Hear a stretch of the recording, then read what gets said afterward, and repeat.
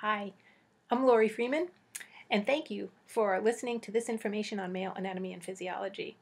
You can find all kinds of things that I'm up to on my website. You can like me on Facebook. You can follow me on Twitter and see what Mohawk Medicinals is like. I really appreciate that you are interested in this material. It's really important that we have people like you who want to put some time into this and learn about the human body, about what our relationship is with plants, and how we can improve our health and the health of our communities. So thanks again. I look forward to seeing you someplace else in cyberspace. I need a clicker so I can do this. So here's what we're going to do today.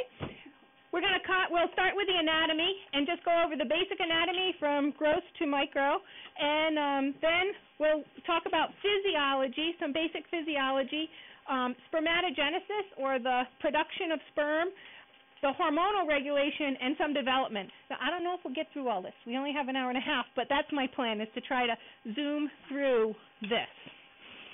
So it might seem a little overwhelming. Don't be overwhelmed. Just let it wash over you. If it's getting above you, you'll some of it will sink in, right? This isn't like I'm going to give you a grade or anything. Okay, so starting with the gross anatomy, and most people know these terms. There's the scrotum, the testes, the penis, and the glands that we don't see so much. So we'll go into each of these things, and there's a kind of a basic picture here. So we'll start with the scrotum, and of course the scrotum is this area here that houses the testis, or the testes. The scrotum is really interesting because it is specifically designed to hold the testes away from the body and to thermoregulate the testes. Because sperm can't be produced at body temperature at 98.6 or 37 degrees C. This has to be maintained at 34 degrees C in order for sperm to be produced. And so that's why they hang away from the body. There's some interesting muscles that are associated with the scrotum. One is in the skin of the scrotum itself. That's called the dartos muscle. And what it does is it wrinkles the skin to create actually less surface area, so it kind of causes the scrotum to shrink a bit, and that helps maintain some heat. And then the cremaster muscles are muscles that go from the body down to the scrotum, so they're in the long part that hangs down from the body. Those can contract and pull the testes up toward the body to keep them warm. So when they're cold, these muscles contract and cause everything to come close to the body to maintain this temperature, and when it's warm, they relax, and the scrotum moves away from the body. I think that's involuntary. Yeah, I don't know of any guys that can actually say, up you go, oops, down you go. Yeah, they're involuntary. So maybe somebody could do that, It's like people can wiggle their ears, they can make their scrotum go up and down, who knows? So,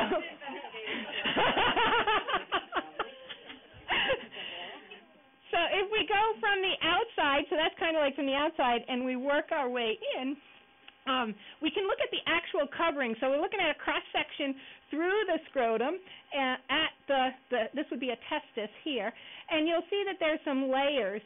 And that first layer is called a tunica, or the tunica vaginalis. And it's made when the testes actually descends down. And we'll talk about that descent a little later on.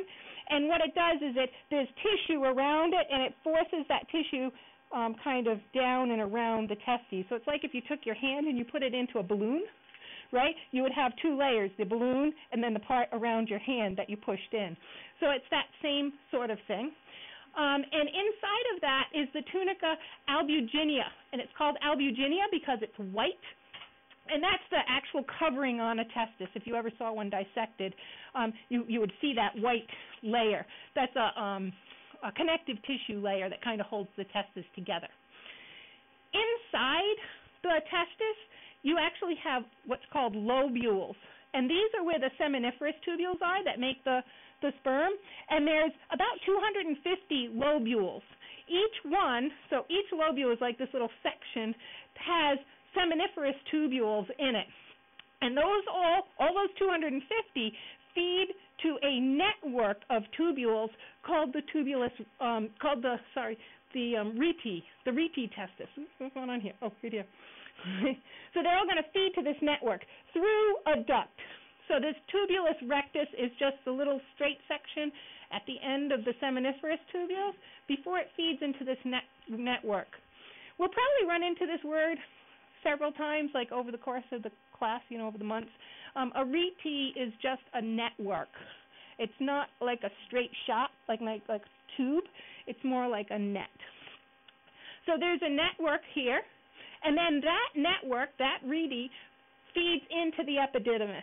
And the epididymis is highly folded, and it goes around and around and around, starts at the head, goes through the body, and ends up eventually dumping into what we call the vas deferens, or the ductus deferens. And that ductus deferens starts down, as soon as you get done with all this wiggly part, it ends up being, it's a duct at that point. So that's the epididymis. And we'll talk about what happens in these once we get through. Oops, sorry. See if there's something else I was supposed to say. No.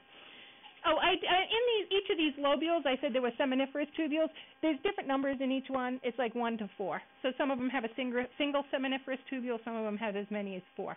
But they all have a single tubulus rectus that leaves it. So one duct leaves it. So let's look at the blood supply. Think about the blood supply for a minute that's going down to feed the testis. There's an artery. It doesn't show on this picture. No. The testicular artery, it's in the very center of the scrotal sac as it comes down. And around that artery is this pampiniform plexus, which is the veins are all around the artery. And that's specifically to help with maintaining the temperature of the scrotum. So if the artery's in the middle, right, because arteries move blood away from the heart, and veins move blood back toward the heart. So you have an artery, and then you have these veins coming up around. The artery has warm blood coming from the body, going down the middle, and then it's cooling down when it's down in the scrotum, and the blood coming back should be cooler, right? So in order to cool the blood coming away from the body, that network of veins is around the outside of the artery. And so those veins actually pick up some heat from the blood so that you don't feed too much heat down into the scrotum. So the whole vascular system is designed to pick up heat so that it doesn't go down into the scrotum. And that's called the countercurrent heat exchange, where you have warm blood coming away and cool blood coming back up. And as this warm blood goes by the cool blood becomes warmer. So by the time that blood reaches the body, it's warmed up, and the blood that's going out has cooled down. Right? So it's very, very interesting. And, of course, when the scrotum moves up, that length is shorter, right? And when it moves down, the length is longer. So you can get rid of more heat when the scrotum's away from the body, and when the scrotum's up toward the body, you don't get rid of as much heat. So it keeps it warm. So it's a pretty neat system. By the way, if people get really warm, because I'm already getting really warm, I think you guys over there, how's everybody else doing? You're okay? It might just be because I had my, but if anybody gets hot, just yell over to Jen and Pat, and they will be our heat people. The heat control over there. So one of the things that can happen with this, with the blood supply, and it's pretty common, is there can be a varicose vein situation with that pampiniform plexus around the artery. So you get these varicose vein-like things, so the blood isn't returning as well as it should. And the varicose veins are when the valves in the veins no longer function correctly, and they kind of bulge out and they pool blood. So the blood doesn't flow as well through the vein. It doesn't flow as smoothly. And so it gets bumpy. So you might see this on the outside of a scrotum. And that can cause infertility. And the infertility is because sperm can't develop when it's too warm. So it's typically just a heat thing, and as many as 15 to 20% of males experience this. That's called varicocele. It's a kind of varicose vein, but it's in the scrotum. So you might run into something like that. Okay, moving from the scrotum to the penis. So obviously that's outside the body, kind of sticks out of the body. There are many men in the United States have been circumcised, so that would be the kind of the anatomy there. The foreskin has been removed. So most of, like 60% in the U.S., and honestly, I think it's probably region-wide, which populations or which ethnic groups we're talking about. But certainly many men that you'll run into are circumcised. But across the world, it's not as common. The very tip of the penis is called the glans penis, and then the rest of it is the shaft. There are a lot of people there now questioning whether they should have. Right, now. What would be the pros and cons of one or the other? Is it strictly personal? It's strictly personal. Huh? Especially the foreskin, if it's not. That's what they say. It can.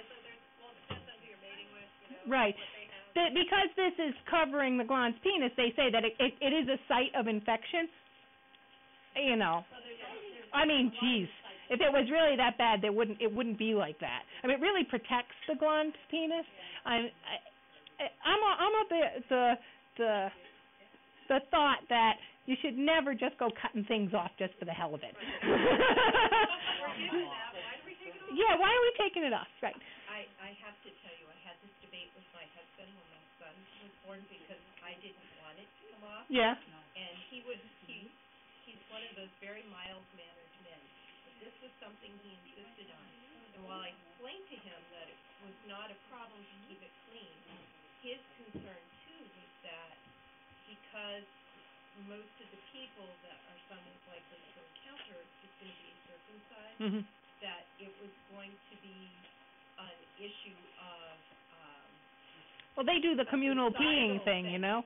So. And he grew up in a community where quite a few people were not circumcised, and yet. And they were like picked on or something as kids, yeah. And so he was really concerned about that, since he didn't complain about too many things.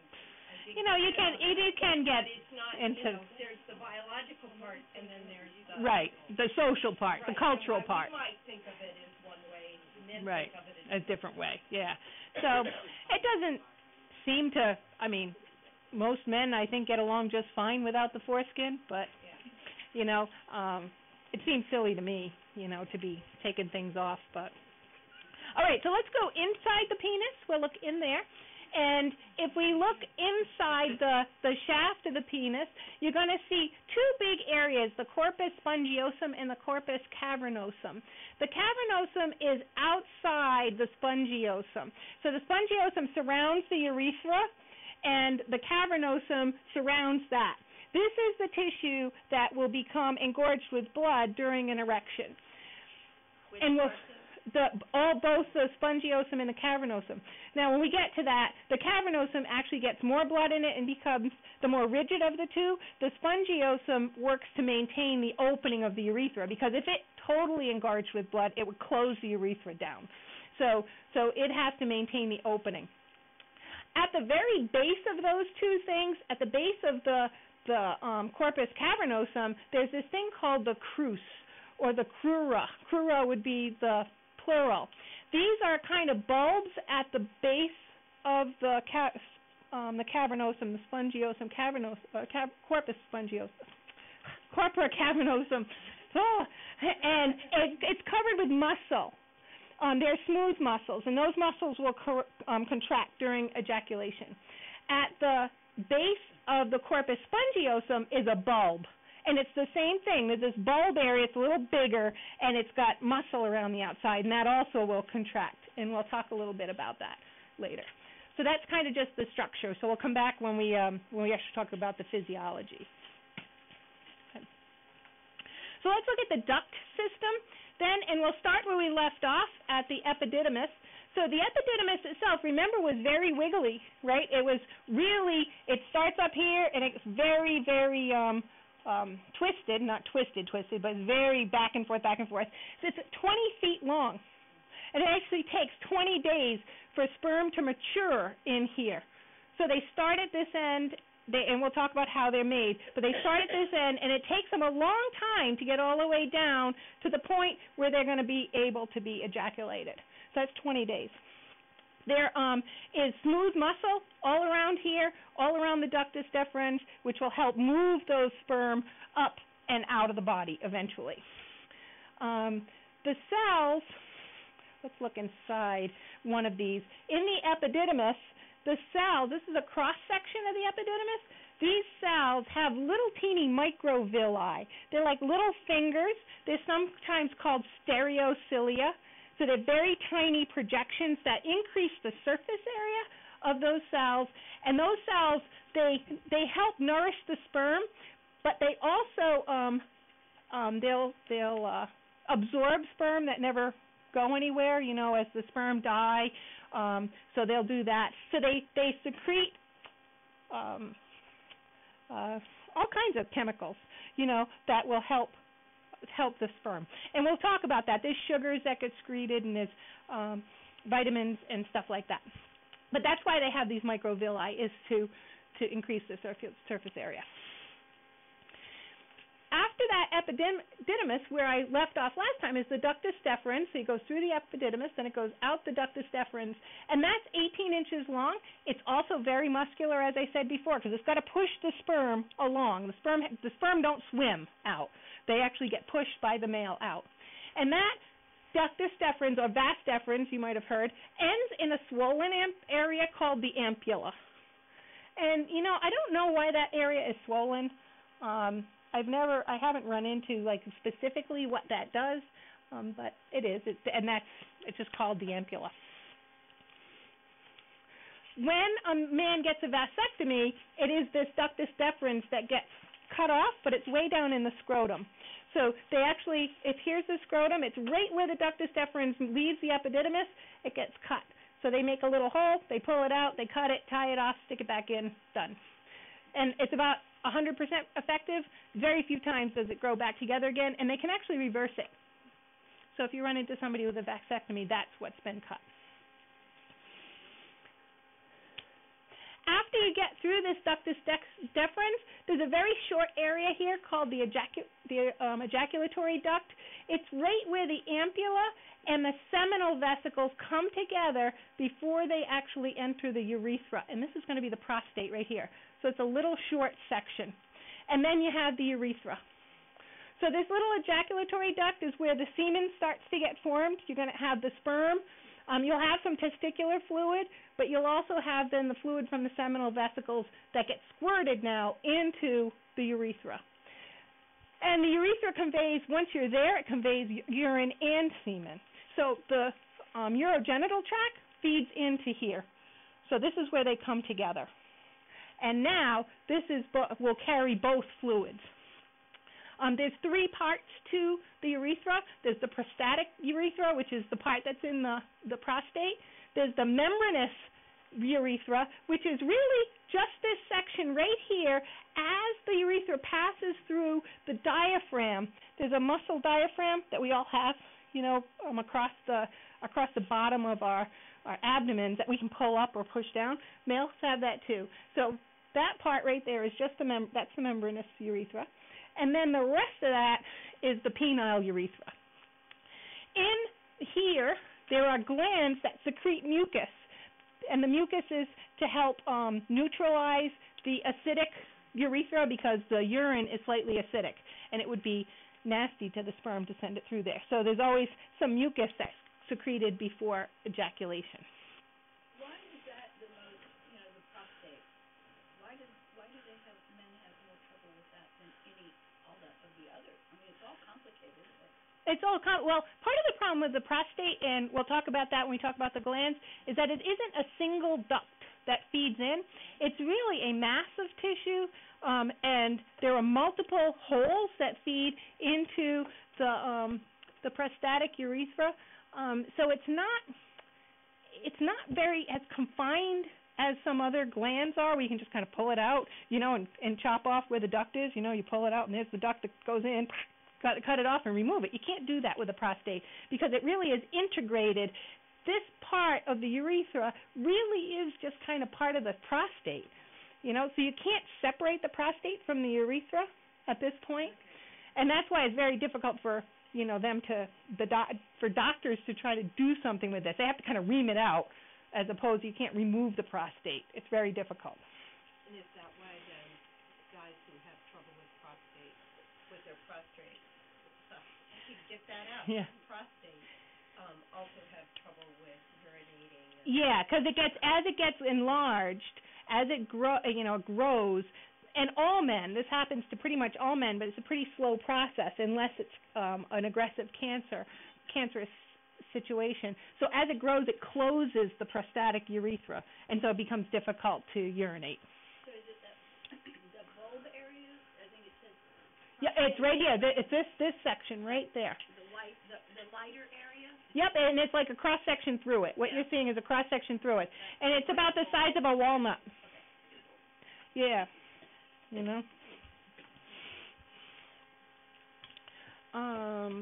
right, I don't have anything else. I said all those things.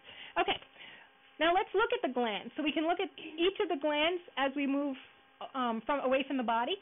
The seminal vesicles, and just to give you a handle where we are, we're right here, right? So the seminal vesicles, they're just before you get to the prostate.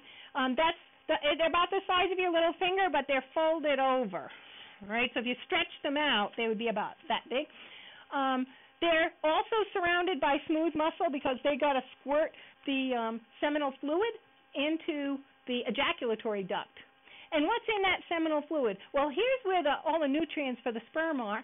Fructose, which is fruit sugar, and sperm almost entirely rely on that for their nutrition. And we'll talk about how they get their nutrition in a little bit.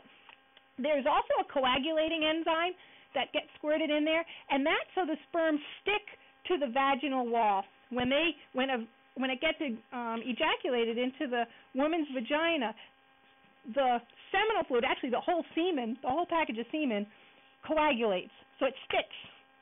So the woman can't get rid of it, basically.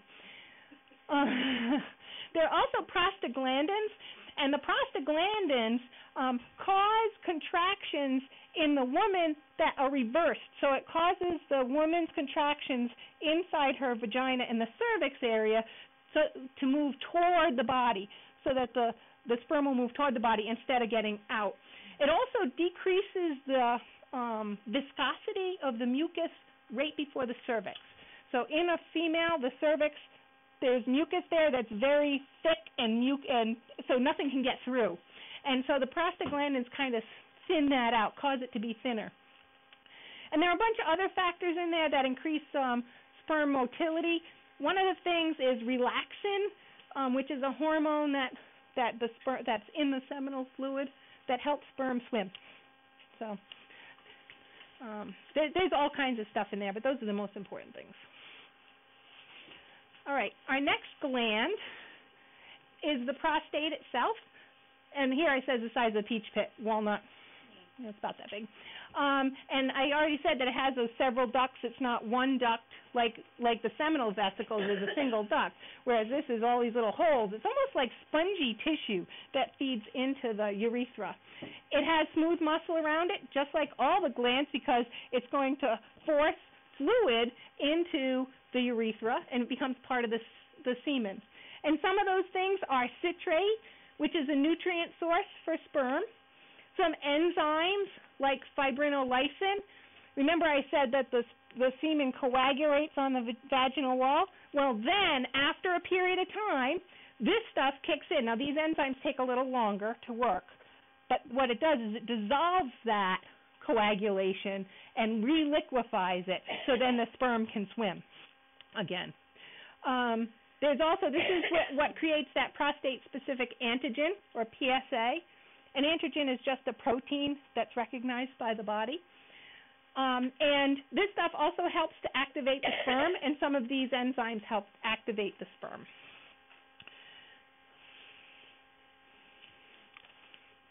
There's a couple of teeny-weeny little glands right here in the diaphragm called the bulbourethral glands. They're little guys, little pea-sized things. And these guys are the ones that secrete some mucus that helps lubricate and neutralize that acid urine. So you've got cells all along here that create mucus, but you also have these guys. So they actually prime the urethra. So semen, what's in semen altogether then? It's not all that much really. It's only a few mils, and it's composed only 10% of sperm, and the rest of it comes from testicular fluid that was made down in the testicles and all these gland secretions. So why is semen like that? We've already talked mostly about this, but just kind of to recap. So its function really is to transport and nourish sperm. I mean, that's really what it is. It wants to activate the sperm, make them swim better, feed them. It also neutralizes the vaginal tract and makes it possible for those sperm to get up into the female and get to the egg. So some of it actually suppresses the female immune system, because those are foreign bodies, those little sperm, and the immune system would be like, out, out, out, right? But the semen actually suppresses the female's immune system so that those sperm aren't rejected. There are antibiotics, natural antibiotics in semen, because remember, this is stuff that's coming from another person into a second person, and the possibility for infection is there. And so there's actually natural antibiotics to ward that off. I think I talked about all the rest of that stuff. How are we doing? Good so far? Okay. So now I'm going to talk about physiology. That was it